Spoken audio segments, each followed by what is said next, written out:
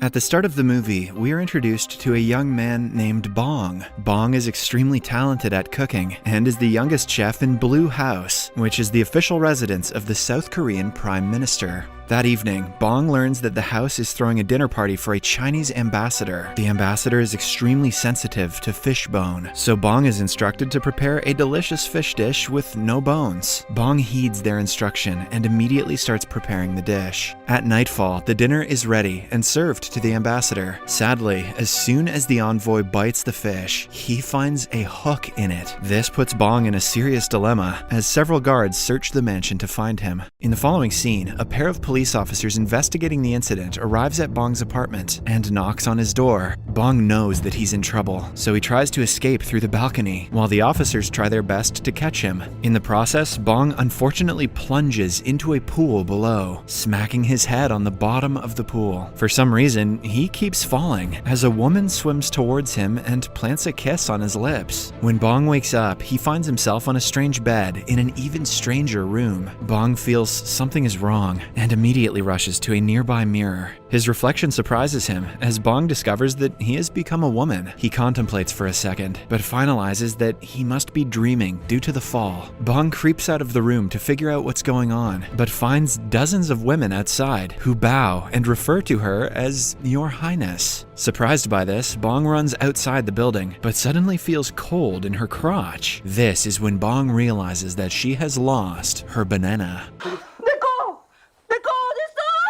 Bong is horrified by this and initially believes that she's been trafficked into a sex change operation. However, when she observes her surroundings, Bong discovers that she time traveled to the past. The realization causes her to go into shock, and she's eventually brought back to the palace. The next day, Bong wakes up and learns her current identity from a maid. It turns out that she time traveled to the Joseon dynasty in the year 1851. Moreover, she now lives inside the body of Kim So-young, a royal ward. To make matters worse, Bong discovers that Kim is scheduled to marry King Chol-jong and become queen in the next few days. The maid also explains that her body was found floating on a lake after an unknown accident occurred. Luckily, the guard found her and brought her back to the palace. Hearing this, Bong theorizes that both him and Kim's spirits must have switched and infers that the ticket back home is the lake. Bong asks the maid to lead him to the lake, as he plans to jump in and return to the present. Sadly, her plan to jump takes an unexpected turn, as she lands on muddy ground.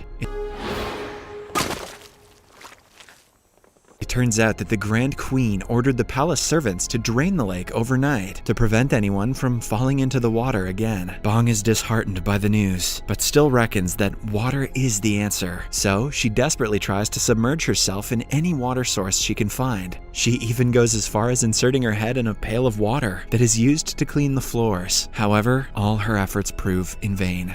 A few days later, the wedding day arrives. Bong is unaware of the dynasty's customs, but with the help of her handmaids, manages to complete the required wedding rites. That night, Bong, who is now queen, is invited to the king's chambers to sleep with him. Bong is horrified by the thought and offers the king some alcohol in hopes of him passing out. Fortunately, the king falls to sleep, much to Bong's relief. The following day, Bong wakes up with a hangover and is offered some food. However, she is disgusted by the soggy meal and passes a message to the royal chef to cook ramen instead. The chef is confused by the term, but tries to make the foreign meal based on Bong's instruction. The chef tries multiple times to make the dish, but Bong is dissatisfied with every attempt. The first dish is too healthy, while the subsequent dishes are too bland and spicy. Eventually, the chef becomes upset and gives up.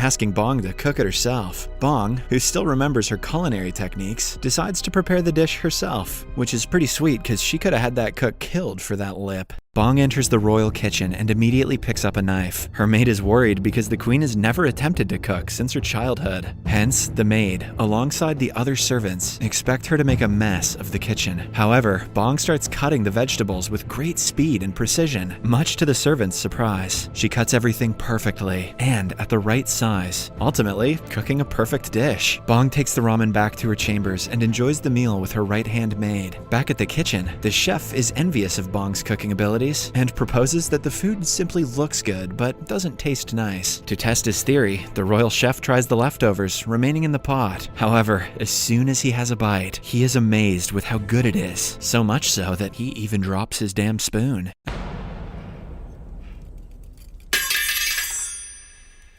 After the eventful encounter, Bong suddenly comes up with an idea. The new queen realizes that she can easily win over the royal family with her culinary skills. The lake was drained by the Grand Queen, so if Bong can please her with some food, she might agree to refill the lake. Bong instantly returns to the kitchen, but the jealous royal chef asserts his authority and refuses to let her inspect the food being served to the Grand Queen. Bong is pissed at this and challenges him to a speed cooking contest. The royal chef initially backs out from the fight, but accepts the challenge after Bong teases him. A servant rings a bell and the contest begins. The head chef takes his knife and viciously cuts a bunch of carrots. However, the queen's hands are faster and quickly cut some cucumbers with ease. After several minutes of cooking, Bong's dish is ready and she is the first to ring the bell, thus winning the contest. The royal chef is upset and argues that though speed is important, taste is the ultimate test of a chef. Confident, Bong agrees and requests the royal cuisine inspector to taste both dishes to see which is better. The inspector is fascinated by Bong's cuisine and declares it is the better dish, prompting her to take charge of the royal kitchen. Bong uses her newly acquired status to her advantage as she analyzes the Grand Queen's meals. Bong discovers from her food choices that the Grand Queen is a picky eater due to her recent development of toothache. Thus, Bong decides to make a meal with a soft texture for the aristocrat. Bong gets to work right away and begins making a potato porridge. First, she pours some milk into the pot and adds the right ingredients, as she occasionally tastes the mixture. Then the potatoes are eventually added to the pot, after which the dinner is served with some flour toppings for a cohesive presentation. Bong is pleased with the final product and delivers it to the Grand Queen herself. The queen greatly enjoys the meal, but highlights that the dish is not perfect as it arrived cold. The temperature change is caused by the perfectly mashed potatoes to lump, hence slightly altering the taste. Also, the porridge spilled on the sides of the plate also affected the presentation. Bong is distraught to hear this and sadly begins her trip back to the palace. While in her carriage, Bong brainstorms on the alternative means of delivering food to the Grand Queen. Shortly after, she comes up with a stellar idea. Bong sews a cloth and has her maid deliver the fabric alongside some instructions to the royal engineers. With Bong's direction, the engineers construct a special food delivery carriage that is properly insulated at all sides by the cloth. Meanwhile, Bong prepares an array of tasty meals and has the servants deliver them using the newly designed cabinet. The Grand Queen receives the meal hot and enjoys it, leaving no leftovers. Eventually, the engineers return to Bong and deliver the good news, as the invention is proven to be a success. A few days later, the king organizes a huge banquet and invites delegates from all over the country. Unfortunately, the cooks get sick on the banquet day, and the royal kitchen is short-staffed. Bong notices this and decides to help out. She disguises herself as a man to sneak out from the banquet and enters the kitchen. Bong discovers that the pantry is low on ingredients, as the groceries which were meant to be delivered that day didn't make it. With limited resources, Bong has no choice but to get creative. The queen, alongside her housemaids, prepares a simple but unique dish of potatoes. Bong peels and wraps the potato around a stick and deep fries it, making it crisp and crunchy. The guests are initially unhappy when they see the first dish, as they expect something classier for a royal banquet. However, as soon as they try the unique meal, their eyes shine in approval as they marvel at its taste, and thus fast food was born. Bong's second dish is a bit more tasking, as there's no meat in the kitchen. She creatively decides to use beans to make a veggie burger with a tomato relish at the sides. Bong is pleased with her invention and names it MCDONALD. Inspired by the modern McDonald's itself, the dish, just like the potato serving, is a smash hit as the guests savor the mouth-watering cuisine. For the final meal, Bong creates a classic jelly dessert, but with a twist. She writes special messages on the jelly sticks and calls them fortune jelly, as you get to read your fortune after you're done with the dessert. The guests enjoy the classic jelly and have fun reading their respective fortunes. Despite the initial hiccups, the banquet turns out to be a smash hit, thanks to Bong's cooking.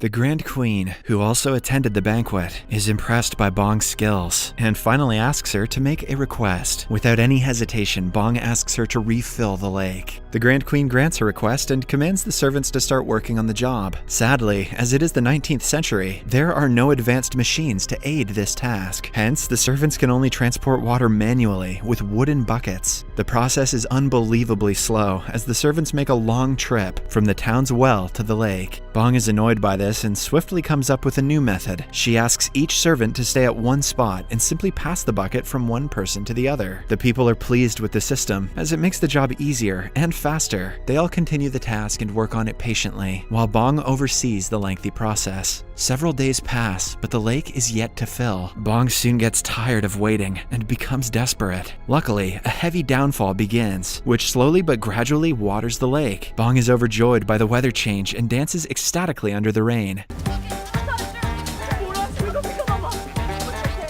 A few hours later, the lake is filled, and Bong heads to the shores and signs her name on a cornerstone, after which she jumps into the lake and sinks underwater, just like she did at the start of the movie. When Bong wakes up, he is astonished to find himself in a hospital and sees an officer sleeping a few meters away from his bed. He quietly tries to slip out, but the officer wakes up and a swift chase ensues. Bong manages to get away from him, but two more officers show up and corner him. Desperate, Bong jumps down from a high platform, escaping the men as he races down the street. He immediately heads to a public library and searches for a history book. There, he finds a publication about the Joseon dynasty and smiles, knowing that he has now become a part of history. However, his nostalgic trip down memory lane is swiftly interrupted when the chasing officers arrive at the library. Bong tries to escape once again, but the officers explain that they aren't there to arrest him. It turns out that the present has been changed due to his time travel to the Joseon era. Now, he is not being chased by the police. Instead, they are there to protect him, as Bong is now a whistleblower and exposed a high-ranking official for corruption.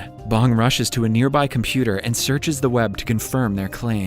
Soon after, he discovers that they are telling the truth, as history and the present world has indeed changed. The movie ends with Bong standing on a street as he relays a positive message on how a small change in the past can greatly affect the future. Also, the life lesson that meals are always better with Bong. Subscribe for more videos like this, turn on notifications, and leave a like to help the channel out. Thank you for watching.